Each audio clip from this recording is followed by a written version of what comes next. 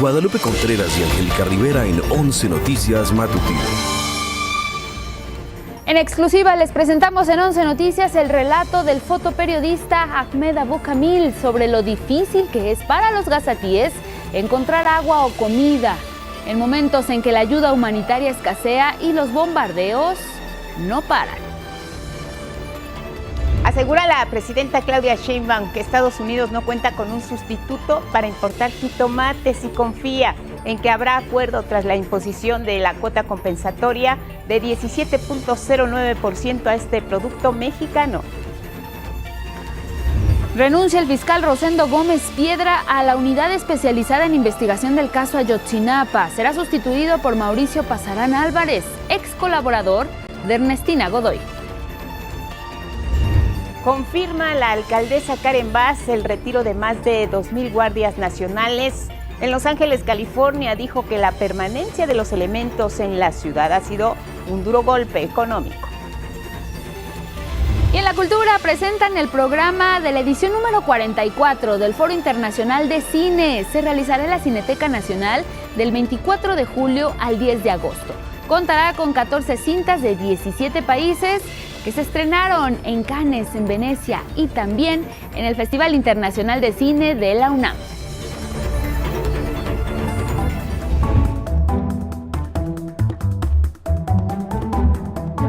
A gusto, ahí está, nadando. Los huéspedes de un hotel se sorprendieron al ver esta visita inusual. Hay un calor sofocante en los últimos días en San Pedro, Nuevo León, pero este invitado decidió refrescarse, así darse un chapuzón delicioso en la alberca de un conocido hotel. Se trata nada más y nada menos que de este oso negro, y aunque las y los espectadores le tomaron este video que rápidamente se hizo viral en redes, recordemos que ante cualquier avistamiento de esta especie, lo mejor siempre mantener la distancia y sobre todo, miren, si se encuentra así, relajado, descansando, echándose un chapuzón. Esto es en Nuevo León, ahí lo sorprendieron un poco, pues, digamos, de vacaciones.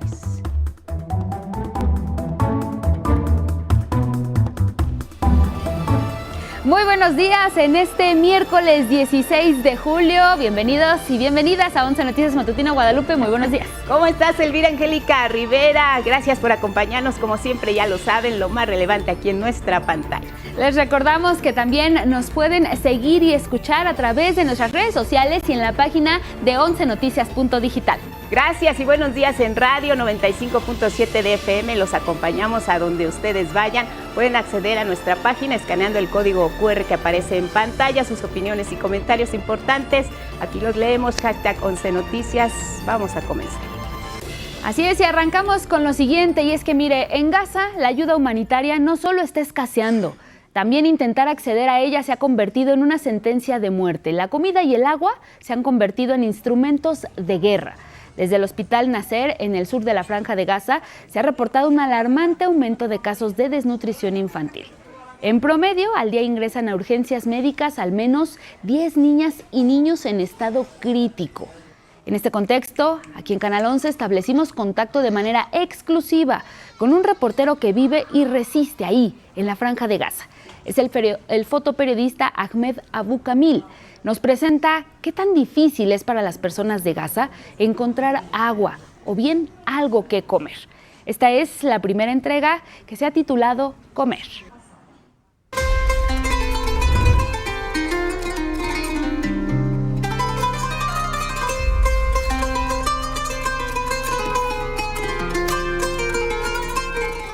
مرحبا مكسيكو. أنا أحمد أبو كميل من قطاع غزة. أسكن في قرية الزويدة وسط القطاع. اليوم بعيش في هذه الخيمة المتواضعة. خلينا نشوف كيف بنعيش فيها. هذا بيتي وهذه الخيمة اللي احنا بنعيش فيها. اليوم في قرية الزويدة تعتبر منطقة آمنة حسب تصنيفات الجيش، لكن فيش مكان آمن في قطاع غزة. الآن وإحنا بنصور هذا الفيديو ممكن تقصفنا الطيارة ونكون مجرد رقم فقط لا غير. اليوم إحنا بنشتري الحطب هذا الكيلو $2.50. إحنا حياتنا كلها على الحطب. وعلى النار. غاز الطهي ما بنعرفه. من يوم ما بدأت الحرب على قطاع غزة قطع عنا الغاز وقطعت عنا الكهرباء، حتى المياه قطعت عنا، وبنحصل عليها من خلال القالونات، من خلال محطات تحلية. اليوم شريت كيلو الطحين الواحد هذا ب$15. هذا الكيلو ما بيكفي ل8 أفراد، إنك توزع عليهم كل واحد رغيف واحد ما بيكفي، لأنه إحنا بناكل وجبة واحدة في اليوم. والأصعب من هيك إنه في الأيام الأخيرة إسرائيل حطت في الأكياس الطحين حبوب مخدرة بتأثر على الأعصاب، بتأثر على الجهاز العصبي. يعني إحنا بنواجه صعوبة، حتى إن دخلت المساعدات بدخلوا لنا فيها المخدرات. معاناتنا كتير صعبة، يعني من الصبح الأولاد بعيطوا بدهم ياكلوا، لحتى الآن ما أكلوش. عبل ما أوفر لهم أخبز وأوفرهم ياكلوا. معنا كتير صعبة، مش دايما بنوفر الخبز لأنه سعره غالي. لما أشوفهم أولاد جعانين وما فيش عنده خبز بحاول أصبرهم بشوربة عدس مثلا. إحنا بننام على صوت القصف، وخاصة الحزام الناري كتير مرعب جدا، وبكون الليل أحلام كوابيس، الأطفال بتعيط، خوف، قلق، منمش نومة يعني، وإحنا مطمئنين. وبنصحى على الشهداء، الإسعافات. أنا بحكي للمكسيك يحكوا للعالم يوقفوا الحرب بغزة. الناس قاعدة بتموت. أنا حتى الآن ما أكلتش، فيش لسه اليوم اشترينا الطحين بغالي ولسه ما خبزناش، وحتى الآن ما أكلنا. حزينة لأنه فيش طحين والدنيا حرب، فيش أكل، نفسي أعيش الحياة.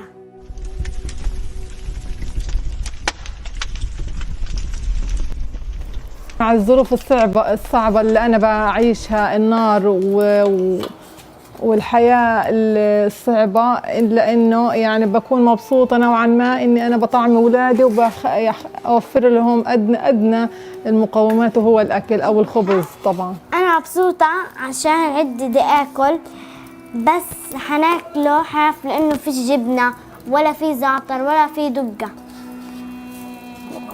ومش موجود ومقطوعة. أنا بنام وأنا جعانة، بشبعش، بنام وأنا نفسي في الأكل. ليش إسرائيل هي بتعذبنا هيك؟ ليش هي بتدخلناش أكل وإحنا إيش سوينا لهم موتتنا؟ اليوم اللي بيسعد الأطفال هذه إنه اليوم إنهم حصلوا على هذا الطحين، فبحاولوا إنهم يسعدوا نفسهم في إيجاد الطعام. مثل ما أنتم شايفين كيف الطفل. إحنا هان في غزة أي شيء بيسعدنا، بس المهم يوقف صوت القصف. مبسوط؟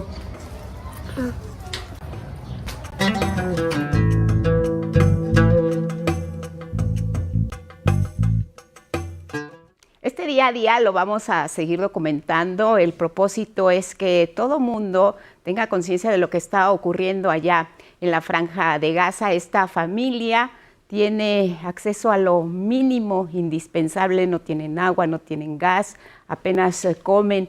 Y ver a las criaturas, ver a los niños, ver a los menores y a un padre y a una madre preocupados por llevarle alimento, es el día a día de esa historia que se escribe detrás de lo que vemos también a través de los medios de comunicación. Aquí seguiremos dando voz a quienes en Gaza no la tienen. Y nos vamos a otros temas. En Estados Unidos las cosas pues sí se están complicando, sobre todo para la economía del presidente Donald Trump. Estas prácticas comerciales que ha emprendido contra el mundo tienen efectos. La política arancelaria comienza a tener un impacto en los bolsillos de los estadounidenses. Los precios están aumentando en varios productos y diversos sectores han hecho un llamado para que se alcance un acuerdo en la aplicación del impuesto al jitomate mexicano, la medida más reciente del gobierno de la Casa Blanca. Les contamos más. La cuota de 17% que aplicará Estados Unidos al jitomate mexicano tendrá un impacto negativo en el bolsillo de los consumidores de ese país, ya que el precio podría subir entre 9 y 50% y se reflejará en un aumento de la inflación. Congresistas y asociaciones de estados fronterizos como Texas y Arizona alertan que esta tarifa pone en riesgo casi 50,000 empleos. La gobernadora de Arizona, la demócrata Katie Hobbs, señaló que la imprudente guerra comercial del presidente Trump amenaza empleos y provocará precios de alimentos más altos para las familias de ese estado. El gobernador de Texas, el republicano Greg Abbott, se sumó a la petición de la Cámara de Comercio de Estados Unidos y otros grupos empresariales para que el Departamento de Comercio llegue a un acuerdo con México para evitar la tarifa de 17%. La tarifa al jitomate mexicano se suma a los aranceles generales de 10% que aplica Trump de manera unilateral a diversos productos procedentes de otros países que ya golpean el bolsillo de los consumidores estadounidenses debido a la inflación. Los aranceles provocarán un impacto inflacionario en Estados Unidos, lo cual implica un menor poder adquisitivo para la población y los consumidores. Estados Unidos depende en gran medida del consumo como motor del crecimiento económico, por lo que la economía sufriría un impacto considerable, por lo tanto, existe cierta influencia. En junio, los precios al consumidor subieron 0.3% en comparación con mayo, que aumentaron 0.1%. En términos anuales, la inflación en mayo de 2025 fue de 2.7% y el año pasado de 2.4%. El alza se vio reflejada en los precios de productos clave para las familias, como son alimentos, ropa, muebles, electrodomésticos y gasolina. ¿Han ido al supermercado últimamente? Sabrán de qué hablo porque los precios no están bajando, están subiendo. Así que veamos qué pasa. Pese a los números, el presidente Trump ha rechazado reiteradamente que la inflación suba, ya que una de sus promesas de campaña fue reducir los precios. La economía está en auge, la confianza empresarial se dispara, los ingresos suben, los precios bajan y la inflación está muerta. Está muerta. 11 Noticias, Norma Vargas Aldívar. Aquí en nuestro país, la presidenta Claudia Sheinbaum condenó esta decisión del Departamento de Comercio de Estados Unidos de imponer una cuota compensatoria de 17% a las exportaciones de jitomate mexicano. No obstante, confió en que se llegue a un acuerdo, ya que dijo no hay manera de sustituir las importaciones. Hay que recordar que la dependencia estadounidense dio por terminado de forma unilateral este acuerdo que mantenían ambos países para la comercialización del producto. No estamos de acuerdo. Eso. Con esta medida que toma particularmente el Departamento de Comercio de los Estados Unidos. Que hoy en día, fíjense esto, 2 de cada 3 tomates que llegan a la mesa del ama de casa en Estados Unidos han sido cultivados y producidos por manos mexicanas, en México. No hay en el corto ni en el mediano plazo países del mundo que puedan reemplazar el tomate mexicano en un mercado que hemos construido a base de innovación y esfuerzo por los últimos 120 años. Sheinbaum también informó que su gobierno ya prepara una serie de acciones para ayudar a productoras y productores mexicanos de jitomate. Si el 1 de agosto no se llega al acuerdo, pues ya estaremos informando algunas otras acciones. Pero por lo pronto, seguir con el trabajo y apoyar a los jitomateros en un esquema especial dentro del Plan México que ya lo hemos trabajado. Hoy tiene reunión el secretario Verdegué con ellos y estamos haciendo una serie de planteamientos para la próxima semana, queremos anunciarlo. En 2019 se dio un hecho similar y es que en aquel entonces el Departamento de Comercio de la Unión Americana terminó el acuerdo por una queja interpuesta en 1996 por productores norteamericanos que alegaban una competencia desleal. Sin embargo, después de 4 meses de intensas negociaciones se logró restablecer el acuerdo. Es un acuerdo que existe, que ya se probó retirar, que lo retiraron y lo tuvieron que volver a incorporar por los impactos que tiene en la economía y en los consumidores de Estados Unidos. Por la tarde, la presidenta se reunió con el sector empresarial, distintos representantes que buscan acelerar, dicen, el Plan México, relacionado sobre todo con estos temas de proyectos de infraestructura. Una buena reunión, hablamos con ellos, qué podemos hacer en conjunto, otra vez generación de empleos, pymes, sustitución de importaciones, el plan venta baja. Sí, a eso justamente eso. A la hora que todavía reactivemos más el tema de infraestructura, esto multiplica el empleo, multiplica cadenas de todos los sectores, de servicios, de comercio, de industria, de todo. Aranceles con Estados Bueno, también el presidente del Consejo Coordinador Empresarial dijo que las mujeres y los hombres de negocios confían en que la presidenta Sheinbaum alcance un acuerdo con Estados Unidos para no aplicar el 30% de los aranceles anunciados por Donald Trump a productos mexicanos. La presidenta ha mantenido, como saben, comunicación de manera directa con el presidente Trump, ¿no? Asistieron además a esta reunión de carácter privado Carlos Slim, también empresarios que representan al Grupo Monterrey, Grupo Vitro y Alfa, entre muchos otros. En otros asuntos, la fiscal de Estados Unidos, Pam Bondi, acusó a cárteles mexicanos del narcotráfico de modificar la producción de metanfetaminas para hacerlas más atractivas a las y los consumidores de Estados Unidos. La funcionaria calificó la nueva estrategia como inédita y peligrosa y anunció también cifras récord en el decomiso de drogas en territorio norteamericano. Desde el 20 de enero, la DEA ha retirado de las calles este veneno a un nivel histórico. Decomisó 44 millones de píldoras de fentanilo, 2.000 kilogramos de polvo de fentanilo,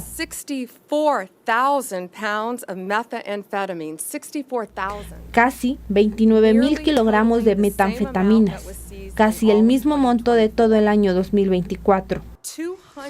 En tanto, el embajador de Estados Unidos en México, Ronald Johnson, visitó este martes la nueva garita de Mesa Otay, ahí en la frontera entre Tijuana y San Diego. El diplomático aseguró que ambos países mantienen el compromiso de garantizar la seguridad en la frontera común, para lo cual se realizan cotidianamente operativos conjuntos contra el tráfico de drogas, armas y también de personas. Este martes, la presidenta Claudia Sheinbaum hizo un exhorto para que el gobierno de Estados Unidos haga la parte que le corresponde en el acuerdo que tienen ambas naciones respecto al combate al tráfico ilegal de armas que cruzan a México desde su territorio. Estados Unidos tiene que incrementar sus operativos para disminuir el tráfico de armas de Estados Unidos a México, ilegal. Es una labor que tienen que realizar ellos. Es la realidad. Siguen entrando armas a nuestro país. Nosotros revisamos de este lado de la frontera, pero ellos tienen que hacer su parte, necesariamente. Por ello agregó que en comparación con Estados Unidos, México ha realizado distintas acciones en cuanto a seguridad y combate al narcotráfico. Tienen que implementarla todavía más. Hubo un operativo que hicieron donde hubo la incautación de armas, pero es uno. Nosotros estamos diario incautando y destruyendo laboratorios. Gracias, presidenta.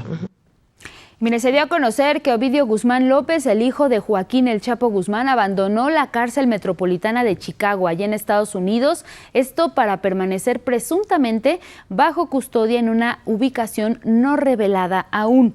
Esto se da después de la audiencia del pasado 11 de julio, en la que el integrante del cártel de Sinaloa se declaró culpable de 4 cargos de narcotráfico y delincuencia organizada, y con ello estableció ya un acuerdo con las autoridades de Estados Unidos.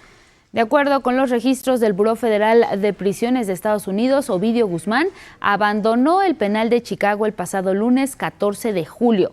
Esto no significa que Ovidio Guzmán esté libre, pero sí podría apuntar a que el hijo del Chapo Guzmán estaría en calidad de testigo protegido tras lograr un acuerdo con el gobierno de Estados Unidos, el mismo gobierno que ha llamado terroristas a los cárteles de la droga.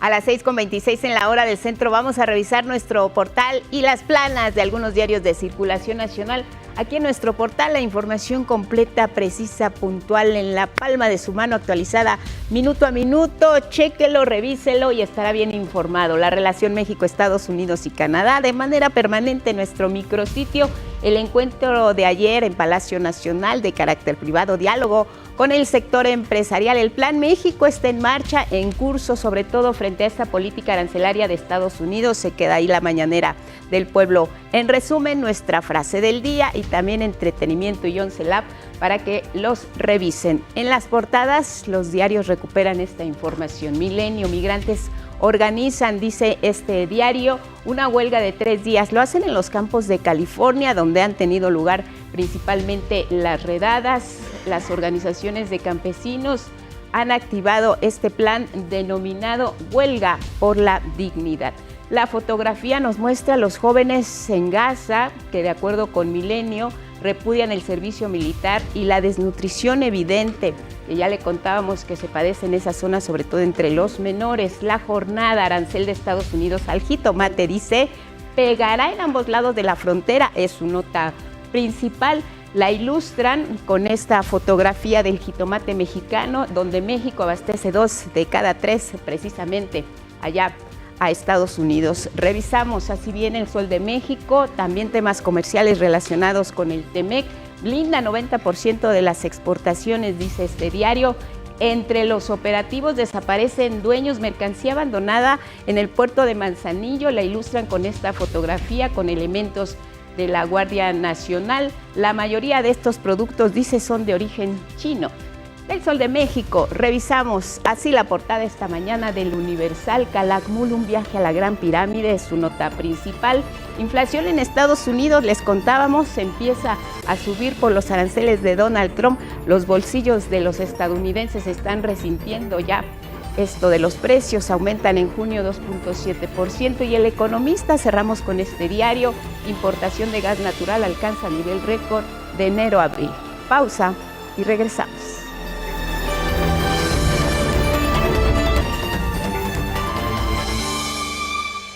6:30 de la mañana, seguimos en 11 Noticias y mire, vamos con temas de salud. Y es que hay escasez de medicamentos, que es un tema que desde hace meses ya se ha presentado en instituciones de salud de nuestro país. Hay diversos factores que provocan esta situación, como las redes de corrupción.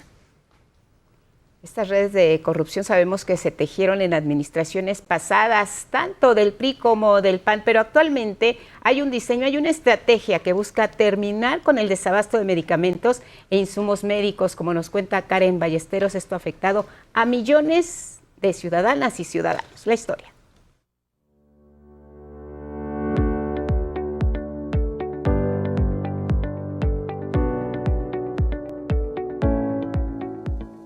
El gobierno federal ya adquirió el 96% de los medicamentos necesarios para abastecer a todas las clínicas y hospitales públicos del país, para este año y el próximo año. La inversión destinada es de más de 284 mil millones de pesos. Esta compra incluye más de 207 tipos de medicamentos oncológicos. Hemos adquirido contratos para el 98% de las piezas necesarias para operar durante estos siguientes 2 años. Este mes nada más, en el IMSS Bienestar estaremos recibiendo más de 300,000 piezas de medicamentos oncológicos a lo largo y ancho de las 23 entidades federativas que integran este sistema. Además, se puso en marcha las Rutas de la Salud, un nuevo programa con el que se garantizará que los medicamentos lleguen a los hospitales y clínicas de salud del IMSS Bienestar, a través de camiones, camionetas y hasta lanchas. En agosto le damos el banderazo de salida a todos los camiones, camionetas, camionetitas, todo lo necesario, lanchas para llevar a todas las islas todos los medicamentos necesarios. Entonces en agosto ya se están distribuyendo con el sistema actual de distribución, pero lo vamos a reforzar con un sistema además de operación logística, eficiencia, digitalización. En lo que corresponde a la infraestructura médica, tan solo este año se inaugurarán 19 hospitales y 6 unidades médicas de los 3 institutos de salud pública, los cuales se sumarán a los 13 hospitales y 8 clínicas que ya han comenzado a operarse desde octubre de 2024 a la fecha. Y en el ISSSTE se impulsa el Programa Nacional de Mejoramiento de Quirófanos para modernizar 80 unidades, en beneficio de más de 2 millones de derechohabientes. También se renovó la flotilla de ambulancias al sustituir 486 unidades. Mientras que en el IMSS Bienestar ya se tienen habilitadas casi 6,000 clínicas en todo el país, más de 700 hospitales y más de 1,000 quirófanos. Con información de Karen Ballesteros, 11 Noticias. Y mire, en México está garantizada la vacunación contra el sarampión. El gobierno de México detalló que actualmente el sistema de salud pública cuenta con 6 millones de dosis y a principios de agosto se espera la llegada de 23 millones de dosis más.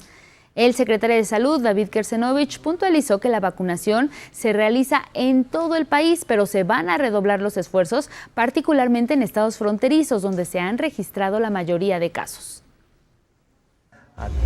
Actualmente hay 150 vacunadores que están en la ciudad de Chihuahua y en Sonora vacunando en forma intensiva a toda la población menor de 49 años de edad y a los jornaleros agrícolas. De tal manera que tenemos suficiente vacuna para tratar de contener el brote de sarampión que está fundamentalmente en Chihuahua y en Sonora en este momento. Es que hasta el 10 de julio la Dirección General de Epidemiología de la Secretaría de Salud reportó 3.261 casos confirmados de sarampión en 20 estados de la República. La mayoría se registran en Chihuahua, 3.054 casos de los totales. Le sigue Sonora con 83 casos, Zacatecas con 21, Coahuila con 19 y Durango también con 19 casos. Y en más temas de salud, diabetes, presión arterial son algunas causas de la enfermedad renal crónica. Es un padecimiento que para la Organización Mundial de la Salud es una seria amenaza. Y es que hay aumento de casos muy significativo en todo el mundo y que incluso para algunos especialistas pues ya se está considerando como una epidemia. Mi compañera Araceli Aranday nos cuenta más de esto. En México, se estima que más de 14.6 millones de personas viven con diabetes. 2 de cada 5 de estos pacientes desarrollarán enfermedad renal crónica. Es una catástrofe, es una epidemia. Los números son, vamos a decir, hay mucha subestimación, pero México a nivel mundial ocupa el primer lugar en incidencia y en prevalencia de enfermedad renal a nivel mundial. Es en adultos con diabetes tipo 2, menores de 55 años, de hecho la primera causa de muerte, por lo menos en la Ciudad de México. Esta enfermedad tiene un impacto al gasto público. Se calcula que más de 400 millones de pesos al año son destinados a atender la enfermedad renal crónica en el sistema público de salud. Diversas son las causas de la enfermedad renal crónica. La diabetes y la presión arterial alta son algunas de ellas. La situación se complica si contemplamos que en México más de 30 millones de personas viven con hipertensión arterial, es decir, 1 de cada 4 tiene este padecimiento. El 50% de los pacientes que viven con hipertensión no saben que tienen hipertensión. El 50% de los pacientes que tienen hipertensión no están controlados. Las proyecciones en diabetes tampoco son favorables. De diabetes se estima que habrá un incremento en los próximos de 10 años del 46%. Y esto es porque tú ves los mapas y en cada continente la prevalencia, la incidencia de diabetes va hacia arriba. Ante este panorama, por primera vez, la Organización Mundial de la Salud incorporó la enfermedad renal crónica a la agenda global durante la pasada edición 78 de la Asamblea Mundial de la Salud. Esta decisión histórica supone el reconocimiento internacional de la enfermedad renal crónica como una amenaza creciente de salud pública, así como de la carga sanitaria, económica y social que representa en todos los países. 11 Noticias, Araceli Aranday.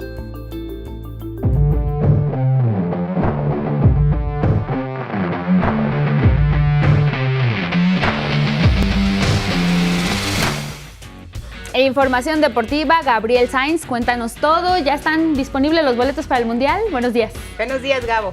¿Qué tal, Aña? ¿Qué tal, Lupita? Buenos días. Así es, ya están disponibles los boletos y están un poquito caros. Vamos a ver qué dice la FIFA al respecto, ¿no? Porque, bueno, vamos con la información de lleno. La FIFA reveló fechas y procesos para adquirir boletos para el Mundial 2026, México, Estados Unidos y Canadá. Debido a la gran demanda prevista, las entradas para la Copa Mundial se venderán en fases, es decir, que la venta estará saliendo paulatinamente e iniciará el 10 de septiembre y hasta el 19 de julio, el día final. Lo que se necesitará para poder entrar a estas fases será registrarse en la página fifa.com/tickets y crear una FIFA ID. Manifestar su interés para recibir información sobre las fechas de los siguientes pasos y procesos. Crear un perfil no garantiza un boleto. Todavía tendrán que entrar a un sorteo que hará la FIFA, en el cual seleccionará a los usuarios que podrán tener acceso a la venta de boletos. Una vez seleccionado, tendrá que hacer una fila virtual para poder adquirir pases mundialistas. Los precios de los boletos aumentarán dependiendo la fase y se estima que sean desde los 1,400 hasta los 32,000 pesos. Entre más popular sea la selección nacional que quisiera usted ver, el costo del boleto y la demanda será aún más grande. Para evitar fraudes, la FIFA recomienda a los aficionados comprar las entradas a través de la página oficial. Y vámonos al rey de los deportes, porque anoche en el Truist Park de Atlanta se realizó una edición más del Juego de Estrellas de las Grandes Ligas, en donde la Liga Nacional se impuso 4-3 tras empatar en 9 entradas, 6 carreras a 6 y definir todo con un histórico derbi decisivo de home runs. Hay que destacar que esta edición se convirtió en un logro histórico para México gracias a la participación de 4 peloteros mexicanos, quienes no solo brillaron sobre el diamante, sino que además impusieron 2 marcas que quedarán grabadas para siempre. Alejandro Kirk y Jonathan Aranda hicieron historia al conectar los primeros imparables para un pelotero nacido en México en 71 años dentro de un All-Star Game. Aranda, de los Rayos de Tampa, se convirtió en el primer mexicano en la historia en llegar a base en sus 2 primeras apariciones en este clásico, al recibir base por bolas y luego conectar un hit en la 7ª y 8ª entrada. Por su parte, Kirk, de los Azulejos de Toronto, anotó una carrera y realizó el primer hit para un mexicano en el All-Star Game 2025. Kirk y Aranda se suman al legendario Roberto Beto Ávila después de su gran actuación en 1954 como los únicos nacidos en México en dar un hit en un Juego de Estrellas. El último fue en 1954. Además de Kirk, Aranda, Randy Arozarena, Andrés Muñoz también fueron protagonistas. Y recordemos que los 4 mexicanos establecieron un récord como el mayor número de mexicanos presentes en un Juego de Estrellas y marcaron por primera vez en la historia que jugadores nacionales fueran elegidos para definir el partido en un emocionante desempate de cuadrangulares. Y de acuerdo a diversos reportes, el regreso a la Fórmula 1 de Sergio El Checo Pérez está cada vez más cerca. El mexicano habría llegado a un acuerdo con la escudería Cadillac y el anuncio oficial se estima será para el Gran Premio de Hungría, que se disputará el próximo 3 de agosto. Checo llegará a la escudería estadounidense como el piloto principal en la espera de encontrar a su coequipero. Y en Singapur se realiza el Mundial de Deportes Acuáticos y la Federación Internacional de Natación, la World Aquatics, anunció que debido a la mala calidad del agua en Sentosa, se pospuso para este miércoles la prueba femenil de 10 kilómetros de aguas abiertas. Según un comunicado de la World Aquatics, asegura que la calidad del agua en Sentosa, sede de la competencia, muestra un nivel que supera los umbrales aceptables establecidos en el reglamento de competencias, por lo que se espera que estos índices bajen para garantizar la seguridad y salud de los atletas. Para esta prueba participarán 2 mexicanas, Paulina Lanís Hernández y Sharon Guerrero. Ya está aquí la información deportiva. Angie, muy buenos días.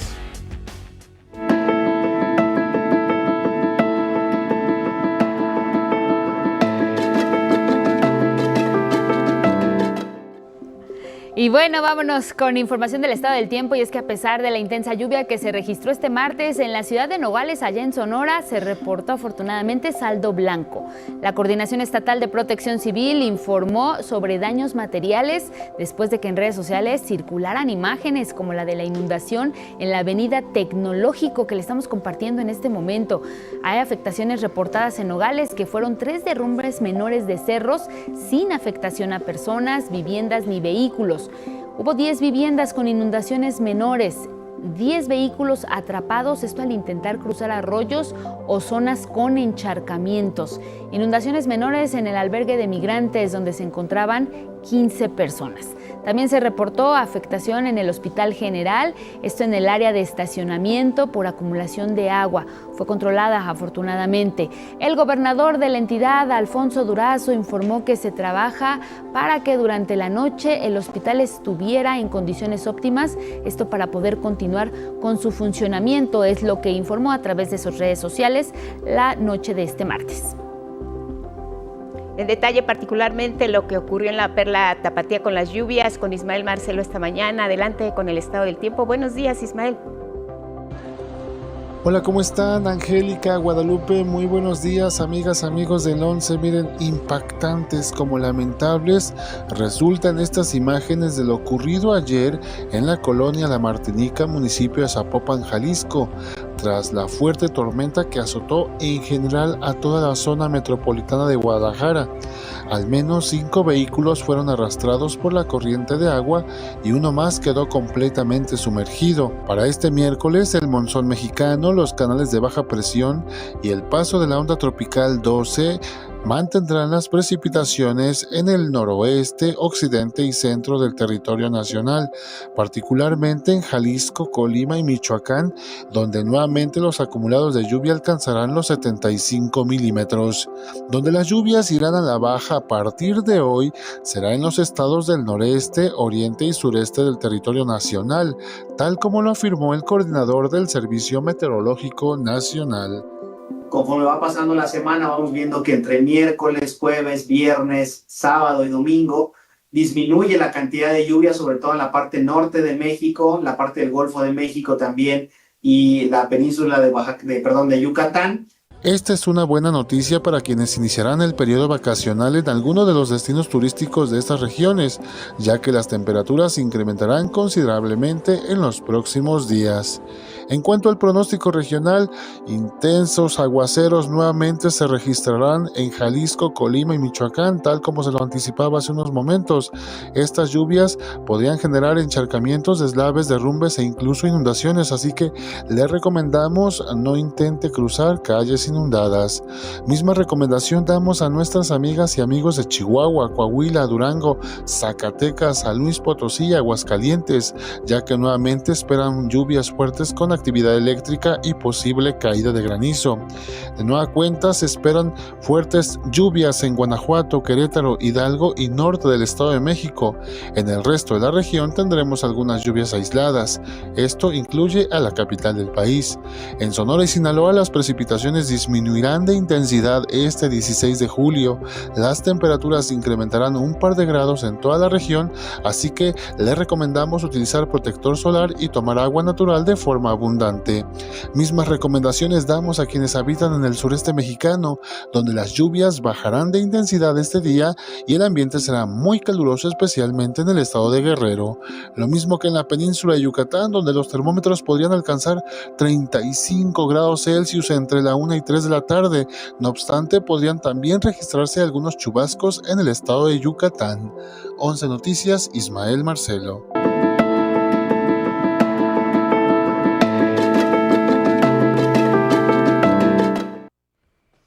Bueno, otros asuntos. El Instituto Nacional Electoral realiza una investigación interna, esto por el supuesto uso mediante inteligencia artificial de la voz del actor de doblaje Pepe Labat.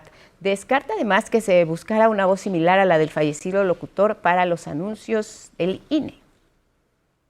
Ya ha habido una investigación aquí al interior del instituto, un análisis de lo acontecido desde la Coordinación Nacional de Comunicación Social, con otras áreas que también están participando en esta aclaración de los hechos. Explicó que el Comité de Tecnología y Medios de Comunicación será el encargado de revisar estos casos cuando se utilice la inteligencia artificial para generar así un dictamen de aprobación para este uso. El INE, recordemos que está envuelto en esta polémica al publicar en su cuenta de TikTok un video, 55 segundos dura este video, utiliza inteligencia artificial. Ahí se escucha una voz parecida a la del actor de doblaje Pepe Labat, en un tono similar al que empleó como narrador en la serie Dragon Ball. Precisamente sobre el tema de la inteligencia artificial, generó un debate en la Suprema Corte de Justicia de la Nación que aclaró que aún analiza si las obras creadas con esta nueva herramienta tecnológica se pueden o no proteger bajo la figura de derechos de autor. La Corte señaló que es incorrecta la información que circuló en redes sociales en el sentido de que las obras producto de la inteligencia artificial son del dominio público y no pueden ser amparadas por derechos de autor. Este tema se va a revisar el próximo 6 de agosto por ministras y ministros de la segunda sala de la Suprema Corte. Miren, el Consejo General del INE ya aprobó una estrategia de transformación digital del Registro Federal de Electores. Hay proyectos que contemplan parte de esta estrategia, como la instrumentación de una versión beta, así la llaman, de una credencial para votar digital, cuya primera versión sería complemento de la que conocemos actualmente, con más funcionalidades, mayor flexibilidad para su emisión y actualización, y también dicen que permitiría un mayor control y sobre todo soberanía sobre los datos personales que contiene. Las y los ciudadanos exigen procesos más eficientes, más transparentes, más seguros y más accesibles. Por eso, integrar más herramientas tecnológicas en nuestras operaciones cotidianas es fundamental. Automatizar procesos, facilitar el acceso a la información, mejorar la calidad de la atención y optimizar la interacción entre la ciudadanía y las autoridades electorales. Como parte del proyecto, también se aprobó la creación de un grupo interdisciplinario para analizar los impactos jurídicos, políticos, electorales, técnicos y operativos de los proyectos, pero también de las iniciativas que se desarrollen derivados de la estrategia de transformación digital del Registro Federal de Electores. Durante este debate en el INE, el consejero electoral Ubi Espadas aseguró que es un mito que el voto electrónico abarate los costos de una elección, al tiempo que señaló que también se genera desconfianza entre la población por el resultado de los comicios. No es más barato, es una gran mentira. El voto electrónico es mucho más caro que el voto en papel por distintas razones, como el almacenamiento y que las máquinas son básicamente perecederas. La estructura de la actual Suprema Corte de Justicia vive sus últimos momentos, y es que ayer fue clausurado el primer periodo de sesiones del año 2025, esto con más de 1,000 asuntos pendientes, entre ellos varios recursos en materia fiscal, de procedimiento penal, como la prisión preventiva oficiosa, y de derechos humanos. La Corte cierra sus puertas durante 13 días y se nombró ya a una comisión de receso a cargo del ministro Javier Lainez. El resto de ministras y ministros van a regresar el próximo lunes 4 de agosto y en una sesión solemne del Pleno. A partir de ese momento quedarán solo 2 sesiones, el 5 y el 12 de agosto, antes de la entrada en funciones de la nueva conformación de la Suprema Corte. Así clausuró la ministra Norma Piña, la ministra presidenta todavía Norma Piña, las actividades de este primer periodo. Declaro hoy, con efectos a partir de las 0 horas del miércoles 16 de julio de 2025, clausurado el primer periodo de sesiones correspondiente al año en curso. También este martes, ministras y ministros discutieron una acción de inconstitucionalidad promovida contra el Código Penal de Querétaro sin resoluciones concretas. Tampoco se discutió el derecho al autogobierno de la comunidad indígena Crescencio Morales de Michoacán. Esto, como lo anunció la ministra Lenia Batres, la sesión duró poco menos de 1 hora. Seguimos con el tema de la Suprema Corte. Turnó para el próximo 6 de agosto la resolución de un amparo interpuesto por Grupo Electra para evitar el pago de una deuda fiscal de 1,430 millones de pesos al Servicio de Administración Tributaria, el SAT. Se trata de un asunto menor comparado con la deuda de 33,306 millones de pesos que comprende otro recurso de amparo interpuesto por la empresa de Ricardo Salinas Pliego, cuya discusión no tiene fecha en la sesión del 6 de agosto. La segunda sala de la Corte va a resolver el expediente que fue turnado a la ministra Yasmín Esquivel. El asunto estaba previsto para ser abordado en octubre de 2024, pero los ministros decidieron posponerlo. Recordemos que el próximo 6 de agosto será el último día que sesione la segunda sala antes de su desaparición, al igual que la primera sala, como lo dispuso la reforma judicial. ¿Qué va a quedar pendiente para los nuevos ministros de la Suprema Corte de Justicia que entran en funciones el 1 de septiembre? Pues estará la discusión de un amparo directo, que es la deuda más cuantiosa también que tiene actualmente Grupo Electra con el SAT. Hablamos de 33.306 millones de pesos en montos actualizados. Este asunto ya fue asignado al ministro Alberto Pérez Dayán, pero a través de una serie de prácticas dilatorias de Ricardo Salinas Pliego que no se explican sin la complicidad de la actual Corte, su discusión se ha retrasado durante meses. La ministra Lenia Batres tiene bajo su ponencia 2 asuntos más de Grupo Electra que comprenden una deuda conjunta de 6 millones de pesos.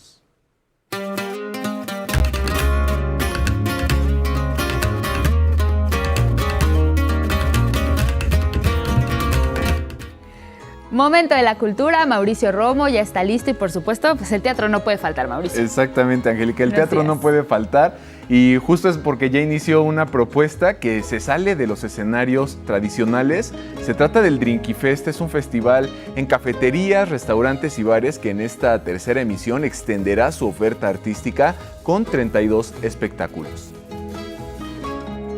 Tenemos espectáculos de teatro, de cabaret, teatro cabaret, tenemos improvisación, tenemos burlesque, también tenemos experiencias literarias. Entonces realmente son muchas propuestas, muchos estilos, muchos géneros. Bueno, el objetivo de este festival es crear nuevos públicos junto con la experiencia de disfrutar de las artes escénicas en un entorno más casual. El punto fuerte del Drinkifest siempre va a ser que es una experiencia distinta, es un festival único en su género en la Ciudad de México. Hasta el 3 de agosto, el Festival de Teatro en cafeterías, restaurantes y bares tendrá funciones de lunes a domingo en Bejuco Café, Nola Jazz, Cocoliche, el 33, Centenario 107, Ágora Café y en El Hijo del Cuervo. Los boletos están desde los 180 pesos y puede encontrar la cartelera completa en la página del festival. Los creadores de La vida secreta de tu mente están de vuelta con una nueva entrega que ahora abarca cada órgano del cuerpo. Y ya quitamos mente porque ahora ya tenemos de tu gástrico, que es el sistema digestivo, de tus ojos, de tus músculos, de tu piel y de varios órganos que nos están explicando como si fueran personas, aunque bueno, se usa el recurso de la voice and off de un narrador, pero nos están explicando. Con el respaldo de un Emmy en su primera temporada, los cortitos de Pictoline dan cuenta de muchas situaciones que nos suceden y a veces no tenemos clara pues cuál es la razón. Toda nuestra solidaridad, apoyo a la familia y también no puede haber otro caso como estos y para eso pues tiene que ponerse la denuncia. Cada miércoles, esto es en las redes sociales de Pictoline para que no se lo pierda y esté al pendiente. También se viene la edición número 44 del Foro de la Cineteca, un festín de verano que incluye 14 cintas de 17 países, producciones que se estrenaron en Cannes, en Venecia, en el FICUNAM y que exploran narrativas fuera de la norma.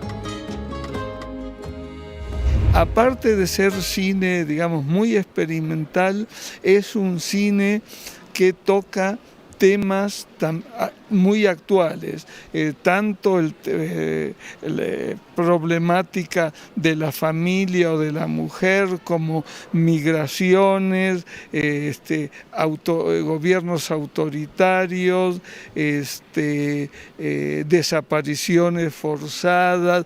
Todos los temas que vemos todos los días en las noticias, digamos, están en este conjunto de películas.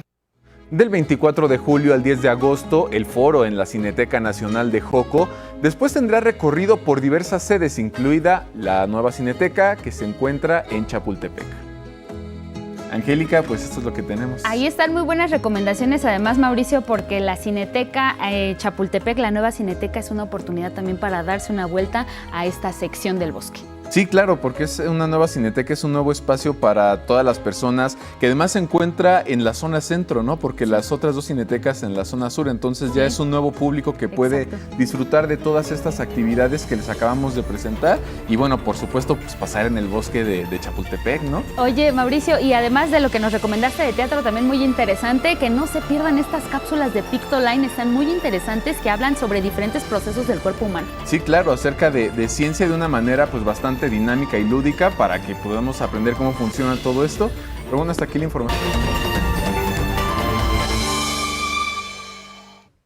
las 7 en la hora del centro, más información aquí en el 11. Gracias por continuar con nosotros. Hablemos de las actividades de la jefa de gobierno en torno a este tema de la gentrificación. Viene una segunda marcha en protesta y bueno, se va a llevar a cabo, dicen, de forma pacífica, sin actos de violencia. Es el próximo domingo aquí en la Ciudad de México y de manera preventiva, adelantó la jefa de gobierno, se va a aplicar un nuevo protocolo de atención a manifestantes, sin reprimir, por supuesto, la libertad de expresión de quienes acudan. Eso no se debe traducir en violencia a terceros. Eso ya lo hemos hecho, lo repetimos nuevamente, rechazamos todas las acciones de violencia a terceros. Así que esperamos una marcha pacífica y no solo de este tema, sino en general de cualquier tema para la Ciudad de México. El secretario de Gobierno capitalino César Cravioto informó que como parte del protocolo ya los manifestantes se deslindarán de cualquier acto de violencia al iniciar la movilización. Personal del área de concertación política y policías de la Secretaría de Seguridad Ciudadana capitalina van a acompañar precisamente a quienes acudan para prevenir actos de violencia hacia terceros. Van a ser grabados en todo momento y esto contribuiría, dice, para garantizar que se actúe sin represión.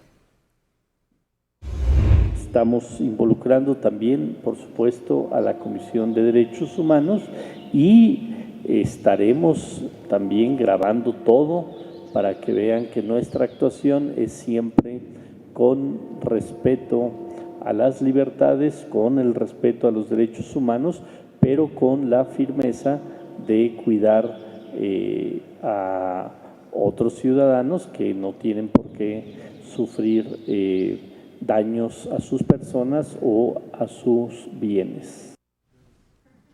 Y si usted necesita un acta de nacimiento, de matrimonio, de defunción y sus actividades no le permiten acudir a una oficina del Registro Civil, bueno, pues ahora la va a poder obtener de manera digital. Y es posible porque el gobierno de la Ciudad de México digitalizó al 100% los trámites del Registro Civil.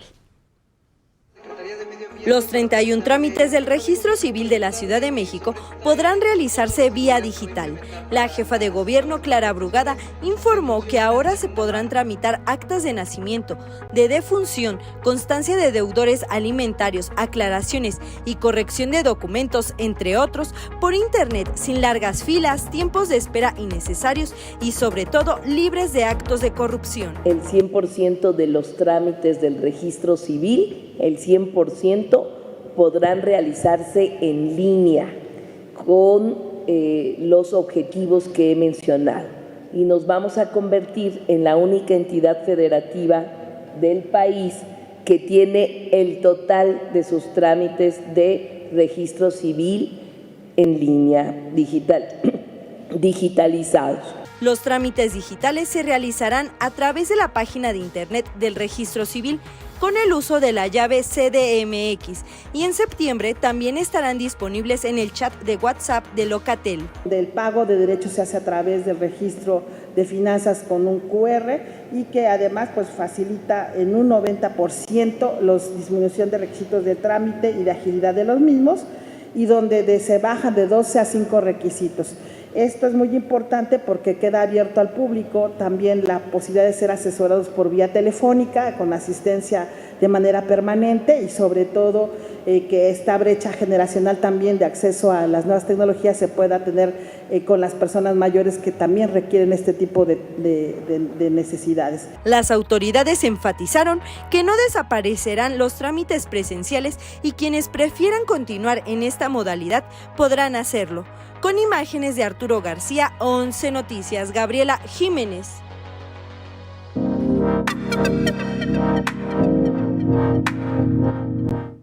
Un gusto saludar esta mañana a Diego Prieto, director general del Instituto Nacional de Antropología e Historia, el INAH. Diego, qué gusto verte y saludarte. Muy buenos días. Muy buenos días, Guadalupe, con el gusto de platicar contigo y con el amplio público de 11 Noticias. Oye, Diego, pues estamos muy contentos, muy felices, muy orgullosos de que la ruta wixárika sea patrimonio de la UNESCO. ¿Cómo se logró esto y qué representa para México? Bueno, pues fue un esfuerzo de décadas, desde los años 90 del siglo pasado, propias comunidades, Wixárika, Consejo Regional Wixárika, la Unión Wixárika, los ceremoniales, plantearon esta posibilidad.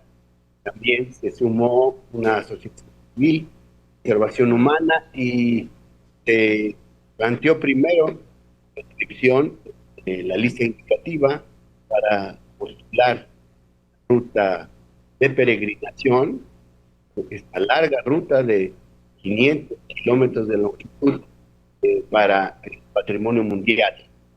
Efectivamente, después hubo una serie de dificultades, sobre todo las empresas mineras se oponían muchísimo, toda vez que sabían que el estar sujetos a la Convención Internacional del Patrimonio Mundial Cultural y Natural suponía pues efectivamente restricciones que el Estado mexicano debe comprometer para conservar ambientes en la lista del Patrimonio Mundial.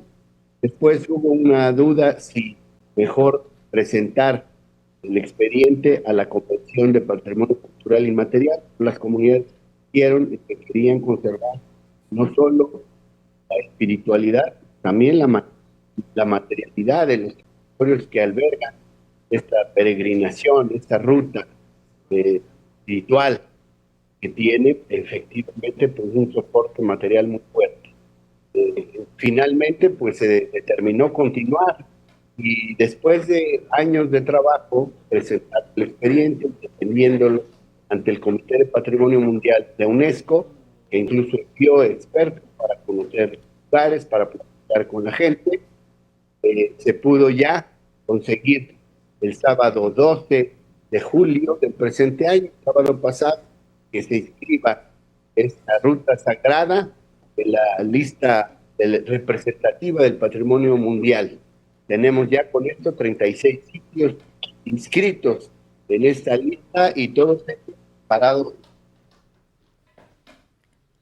Diego, ¿me escuchas?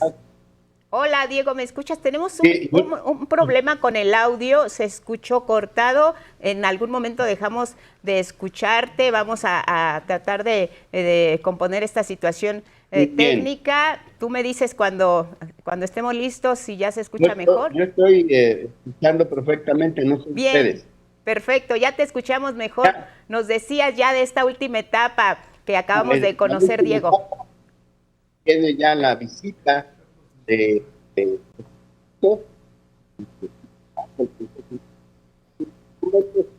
finalmente en la reunión, en la asamblea del Consejo tiene lugar el sábado. Fíjate, Diego, que seguimos con algunos problemas, seguimos escuchando cortado, no sé si seguramente podemos recuperar la conexión, hacemos unas pruebas y vemos que se escuche mejor. Te vemos perfectamente, pero se corta de manera constante. Sí.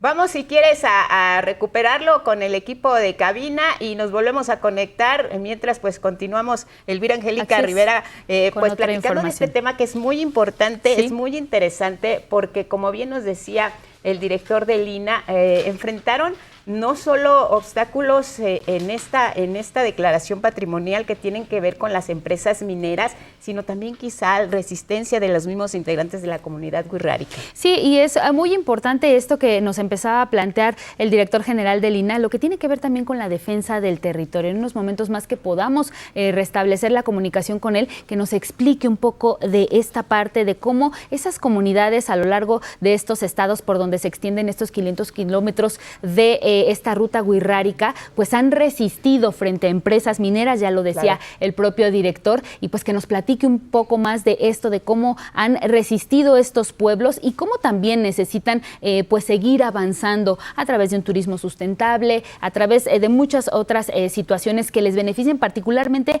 a las comunidades y no a las empresas extractivistas. Así es, y sobre todo el que ahora nos toca a quienes estamos viviendo pues estos tiempos también ayudar a preservarlo. Pues vamos a recuperar la comunicación más adelante con Diego Prieto, director del INAH. El tema muy raro. Así es. Por lo pronto, pues nos vamos con otra información. Y es que, mire, la Fiscalía General de la República extraditó a Estados Unidos a Héctor Manuel El Meño. Él es presunto operador de Ismael Zambada, conocida como El Mayo, e integrante del cártel de Sinaloa.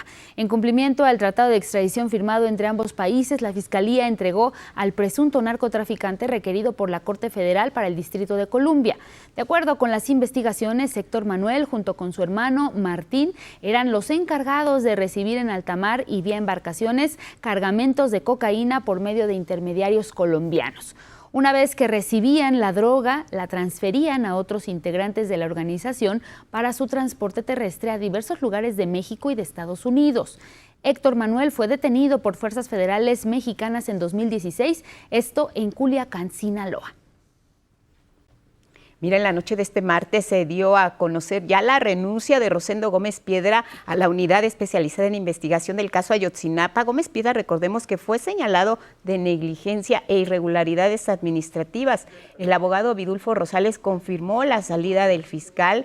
Ya las madres y padres de los normalistas desaparecidos habían exigido su destitución luego de que el abogado aseguró, sin empatía de por medio, que la búsqueda de los estudiantes se centraba en localizar sus cadáveres. Así de frío este argumento. Dichas declaraciones, por supuesto, generaron indignación entre los familiares. Le pidieron entonces a la presidenta Sheinbaum la remoción del fiscal especial. Gómez Piedra va a ser sustituido por Mauricio Pasarán Álvarez, quien colaboró con Ernestina Godoy en la Fiscalía aquí en la Ciudad de México.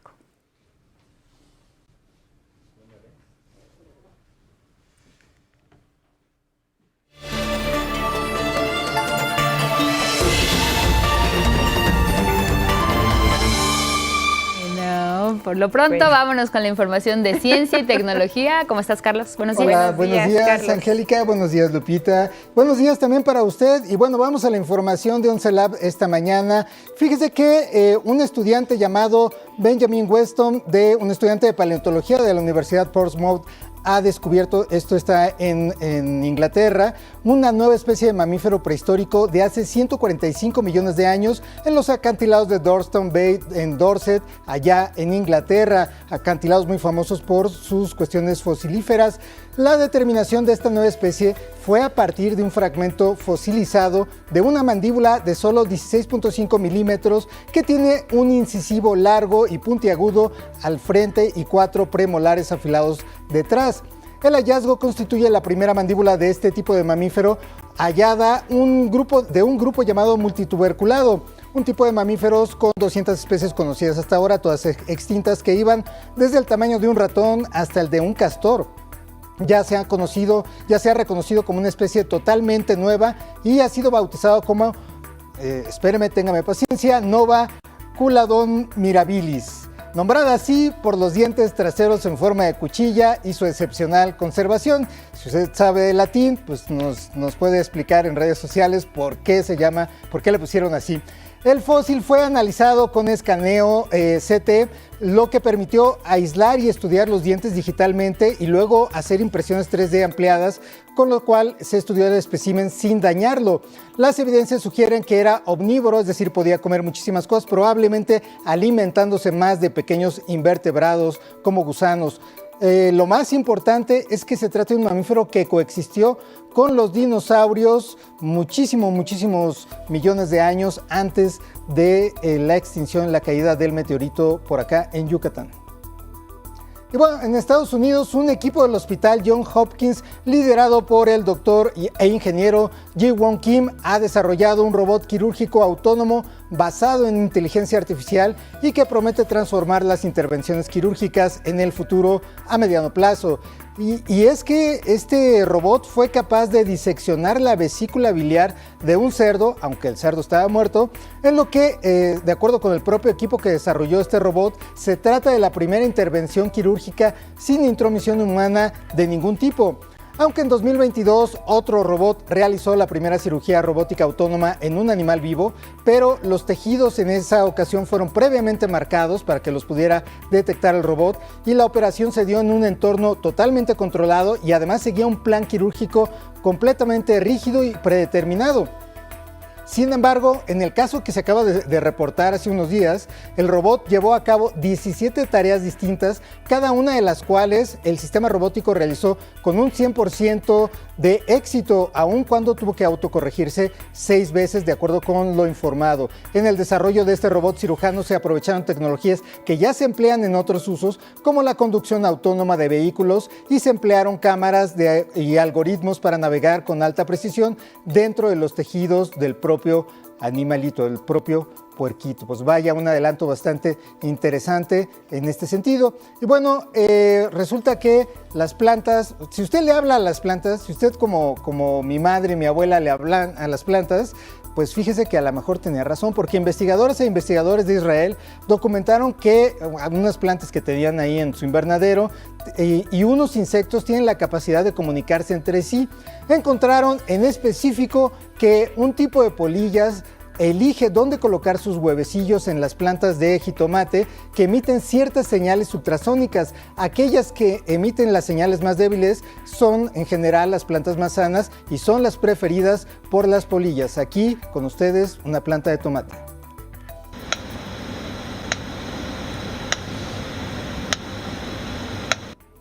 Estos sonidos están fuera del alcance del oído humano, pero pueden ser detectados por muchos insectos y algunos mamíferos, como murciélagos. Este hallazgo fue publicado recientemente en la revista eLife. Pensamos que herbívoros, polinizadores o frugívoros, los que se alimentan de frutas, y en ocasiones algunos depredadores de los mismos herbívoros, todos estos animales se benefician con alguna información de los sonidos de las plantas. La hipótesis general es que hay varias capas de información sonora emitidas por las plantas que las personas no percibimos, pero que son detectadas por muchos otros seres vivos y bueno, son parte de las interacciones ecológicas que se dan en todo momento. Y bueno, esto fue toda la información de 11 Lab para este día. Que pase usted pues un buen día. Muchas gracias, Carlos. Gracias. Buenos días, hasta mañana.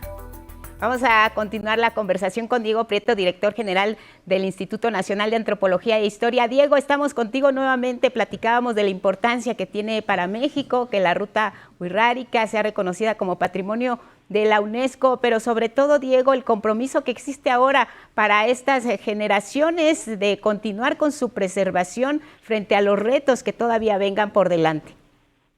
Así es, Guadalupe.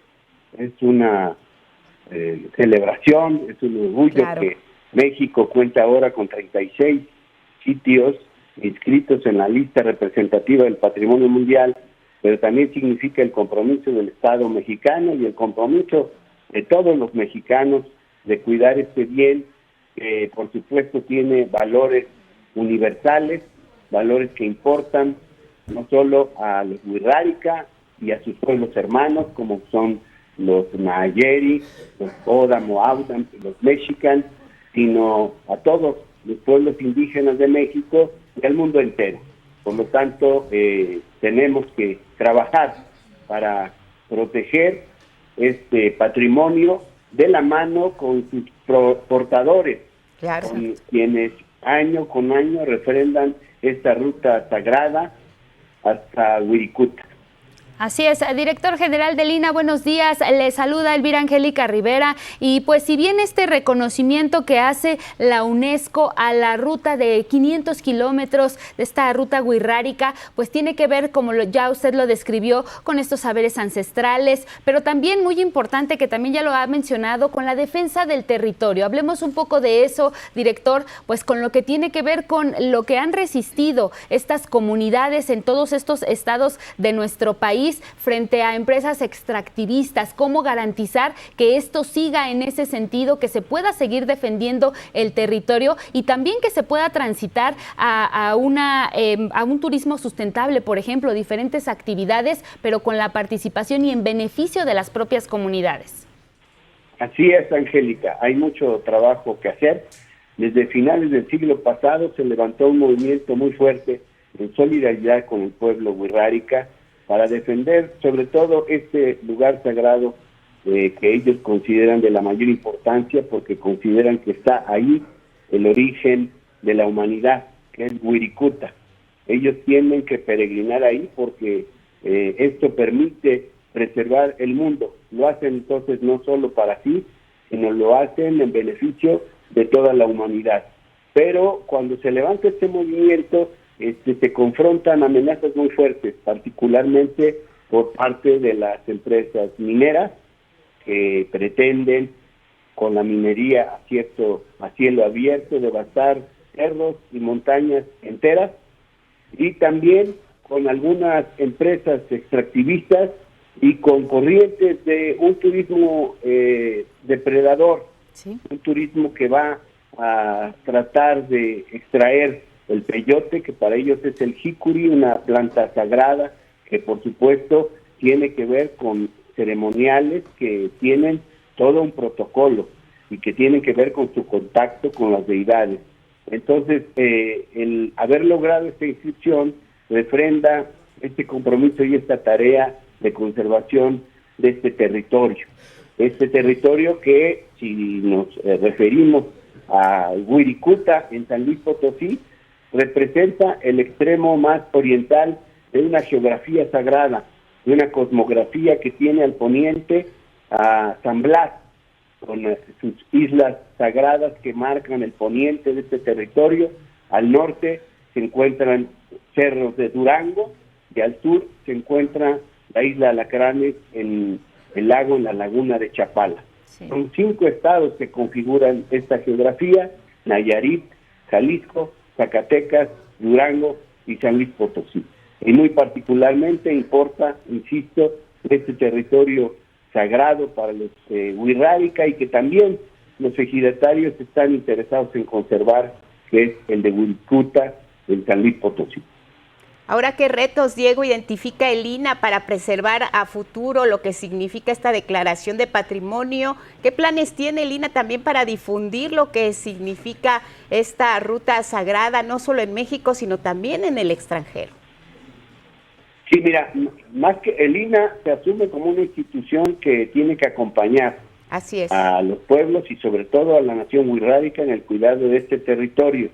Hay que considerar también, Guadalupe, que afortunadamente en septiembre del año pasado ya se reformó el artículo 2 de la Constitución Política de los Estados Unidos Mexicanos, de manera que ahora los pueblos indígenas y afromexicanos se consideran sujetos de derecho público. Claro. Ellos tienen derecho a preservar su lengua, sus formas de organización y de gobierno, sus autoridades, sus recursos, sus territorios, y habrán de recibir un presupuesto propio para poder desarrollar sus propios programas de desarrollo. Y en ese sentido, la tarea del INAH es el acompañamiento y, por supuesto, sensibilizar a la sociedad para que colaboren en esta tarea de conservación que representa reconocer la dignidad y el valor universal de este pueblo originario que es la nación wixárika. Hablemos de otro hecho histórico, otro hecho ancestral, director general del INAH, Diego Prieto, que tiene que ver con estos 700 años de la Fundación México Tenochtitlán. ¿Por qué es importante recordar pues esto que ocurrió hace 7 siglos, pero que hasta hace muy poco fue reconocido? Sí, bueno, en general las fuentes, tanto en crónicas y códices, hablan de que el mito fundacional de México Tenochtitlán se desarrolla, tiene lugar en el año Omecali, en el año 2 Casas, que corresponde en el calendario occidental a 1325. Esto plantea que, digamos, la mayoría de las fuentes y de los especialistas consideran que podemos ubicar que los mexicas refieren su fundación a 1325, hace 700 años. Son 7 siglos de historia, son 7 siglos en los que primero se desarrollan 2 grandes ciudades, México Tenochtitlán y México Tlatelolco, que van cobrando fuerza como un centro político que llegó a predominar en la mayor parte del territorio mesoamericano. México Tenochtitlán fue una ciudad gloriosa, grandiosa. Uno puede ir a la zona arqueológica del Templo Mayor y ver los vestigios del centro ceremonial de esta gran ciudad. Sí. Junto está el Museo del Templo Mayor, que conserva muchas reliquias, muchos testimonios de lo que fue la ciudad de Tenochtitlan, una ciudad cuya gloria y esplendor asombró a muchos pueblos, una ciudad que llegó a constituirse en el centro hegemónico de un territorio vastísimo, una ciudad que hace 500 años fue sitiada, fue ocupada, fue de alguna manera destruida por la ocupación española, pero que después se reconstituye como la capital de la Nueva España, una ciudad que sigue viva y sigue siendo una entidad, sigue siendo una ciudad plural, multilingüe, que resulta de muchísimas corrientes migratorias, una ciudad que siempre ha recibido con los brazos abiertos, digamos así, pero no sin conflicto, a distintos componentes culturales que hacen que este territorio sea un mosaico cultural espléndido. Por eso creo que debemos referirnos a estos 700 años de grandeza, a estos 700 años de intercambio cultural, a estos 700 años de historia, pero también de resistencia contra la dominación, de resistencia contra la discriminación, de resistencia contra el clasismo, contra el racismo, contra todos estos fenómenos que niegan la fuerza y los valores ancestrales que se condensan en la historia de México, Tenochtitlan. Así es. La recuperación del patrimonio cultural e histórico en México ha sido un logro constante y en los últimos años, Diego Prieto, hemos visto cómo se ha plasmado en la realidad. Tener y hablar hoy de estos temas directamente y como se debe de hacer, nos hace no solo sentirnos orgullosos, sino saber que vamos en el camino correcto en la recuperación de nuestro patrimonio histórico y cultural. Diego, te queremos agradecer muchísimo, como siempre, que estés con nosotros en constante comunicación y seguimos con las puertas abiertas para estos temas que de verdad son muy importantes. Muchísimas gracias, Guadalupe, y siempre en la disposición para poder difundir la grandeza y la diversidad cultural de este gran país que es México. Así es, director del Instituto Nacional de Antropología e Historia, esta mañana con nosotros, Diego Prieto. Abrazo fuerte y buenos días. Buenos días. Muy buenos días. Hasta pronto. Tenemos más del mundo.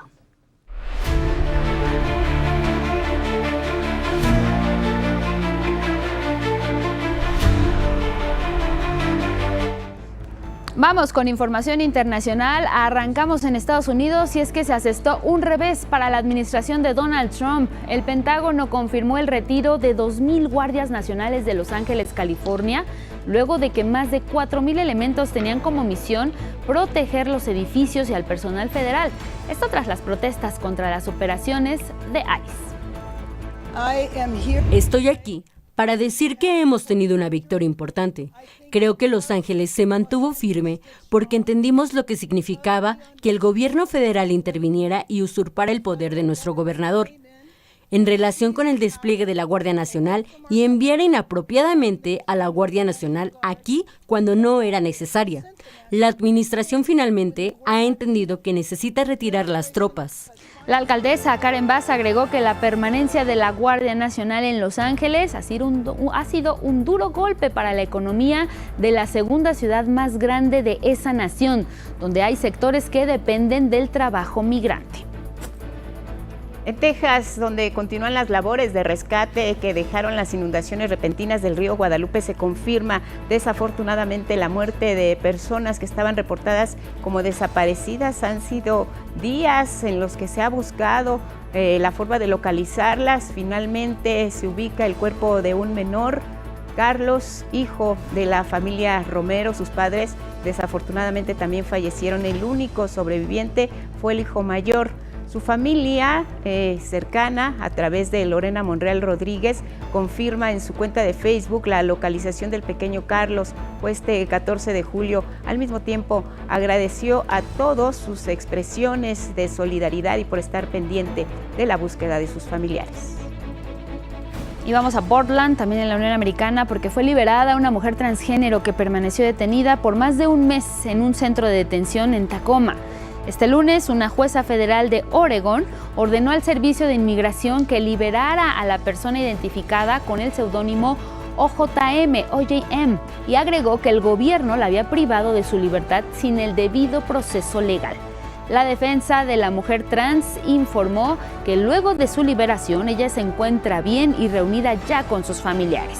OJM declaró que cruzó la frontera en septiembre de 2023 tras sufrir violación por miembros de un cártel debido a su género, por lo que pidió asilo ahí en Estados Unidos. Sin embargo, de acuerdo con su defensa, al llegar a las instalaciones de ICE, los abogados que analizaban su caso intentaron desestimar su petición y la arrestaron al salir de la sala.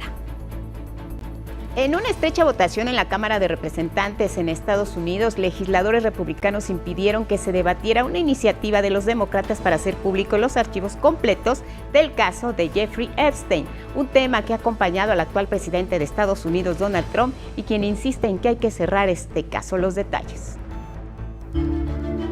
El presidente Donald Trump insiste en cerrar el caso Epstein, pero en la opinión pública, algunos de sus seguidores y los demócratas exigen que se revele la lista completa de las personalidades que asistían a las fiestas del empresario, entre ellas el propio Trump. Esto a casi 6 años de la muerte de Jeffrey Epstein en una cárcel en Nueva York, donde se hallaba a la espera de juicio acusado de tráfico sexual. Seguidores de Trump del movimiento MAGA, Make America Great Again, cuestionaron el informe del Departamento de Justicia y del FBI, que tras revisar datos y videos, afirmó que no existía ninguna lista de clientes ni pruebas de que Epstein pudiera haber chantajeado a personas prominentes. Mucha gente en el movimiento MAGA quiere tener más información sobre la gente involucrada con Jeffrey Epstein. Debe haber transparencia respecto a las élites ricas y poderosas que estaban dentro de su círculo mientras él era uno de los principales abusadores de mujeres jóvenes. Prometieron que la lista sería dada a conocer el primer día, pero después de 100 días no hemos visto la lista de Epstein. La fiscala general Pam Bondi respaldó el informe oficial que sostiene que Epstein se suicidó en su celda mientras esperaba el juicio y no como resultado de un asesinato, lo cual también fue puesto en duda. Las decenas de miles de videos resultaron ser pornografía infantil descargada por el asqueroso Jeffrey Epstein. Pornografía infantil, eso es lo que eran. Nunca se publicarán, nunca verán la luz del día. Es respaldada por el presidente Trump. Se necesitan pruebas creíbles para otra cosa y creo que ella lo ha gestionado muy bien. Cuando el multimillonario Elon Musk rompió su asociación política con Donald Trump, usó su cuenta de X para retomar fotografías de Trump con Epstein, acompañados de mujeres, situación que molestó al presidente y amenazó a Musk con retirarle contratos gubernamentales. La semana pasada, durante una conferencia de evaluación de los daños en Texas por las inundaciones, le preguntaron a la fiscala general Pam Bondi sobre la lista que ella prometió dar a conocer sin censura.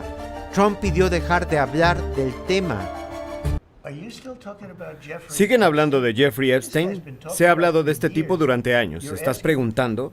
Tenemos a Texas, tenemos esto, tenemos todo. ¿Y todavía se habla de este tipo, de este cretino? Es increíble. Según el diario británico Daily Mail, la exnovia de Epstein, Ghislaine Maxwell, condenada a 20 años, desde una cárcel en Florida, dijo estar dispuesta a declarar bajo juramento ante el Congreso de Estados Unidos sobre su papel en la red de explotación infantil que involucra a por lo menos 1,000 víctimas. Epstein tenía aviones privados y propiedades en Nueva York, Florida y las Islas Vírgenes, donde organizaba fiestas. Federico Campbell Peña. Vámonos vámonos del otro lado del mundo, y es que en España el discurso antimigrante del grupo ultraderechista Vox pues está encontrando eco en algunos grupos que en los últimos días han desatado acciones violentas contra personas migrantes. 4 noches han pasado en Torre Pacheco, España, donde la tensión recorre las calles con acciones violentas por parte de grupos racistas y xenófobos. Al menos 14 personas han sido detenidas en la ciudad de Murcia. Entre ellos se encuentra el presunto líder del grupo xenófobo, llamado Depórtalos Ahora, acusado de incitación al odio. Además, hay 3 jóvenes presuntamente relacionados con la agresión a un adulto mayor, hecho que originó la violencia contra personas migrantes.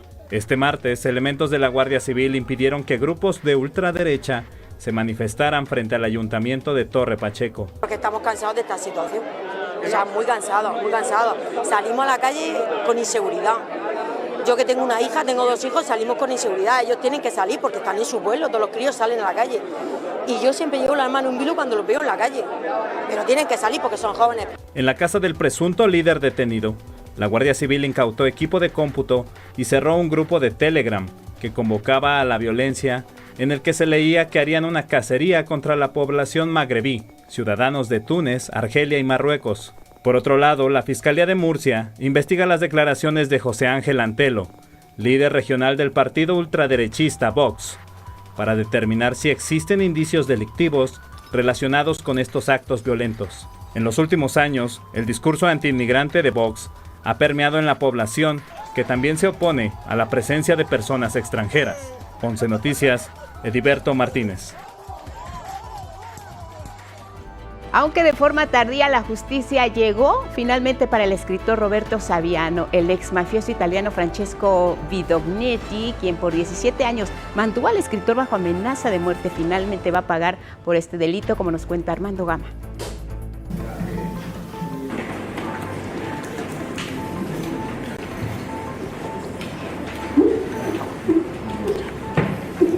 Un abrazo fundido y lágrimas de reivindicación. Es el momento que vivió el escritor Roberto Saviano en la sala del Tribunal de Apelaciones de Roma, al escuchar que la justicia italiana, por fin, le dio la razón. Condenó a 18 meses de cárcel a Francesco Bidognetti, su perseguidor y ex líder de la Camorra Napolitana, una de las organizaciones criminales más peligrosas del sur de Italia.